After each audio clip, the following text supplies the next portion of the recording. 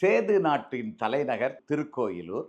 அங்கே தான் மெய்ப்பொருள் நாயனார் ஒரு அரசராக அந்த ஊருக்கு திருக்கோவிலூருக்கு தலைநகராக கொண்ட அந்த சேது நாட்டுக்கு அரசராக வீற்றிருக்கிறார். அவருக்கு என்னன்னா, மெய்ப்பொருள் அப்படின்னா என்னன்னா, அவருக்கு சிவன் கூட மெய்ப்பொருள்னு நெனைக்கல. சிவன் அடியார்களைத்தான் சிவவேடம் தரித்தவர்கள் யாராக இருந்தாலும் அவர்களைத்தான் மெய்ப்பொருளாக நினைத்து வந்திருந்தார். அதனால தான் இவருக்கு மெய்ப்பொருள் நாயனார்ங்கிற பெயர்.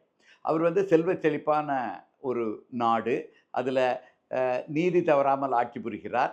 தனது வல்லமையால் அவருக்கு ஏராளமான செல்வங்கள் பொருகிக் கொண்டே இருக்கிறது. நல்லாட்சியின் மூலமாகவும் செல்வம் பெருகிக் கொண்டிருக்கிறது. நற்பெயரும், புகழும் வந்து கொண்டிருக்கிறது.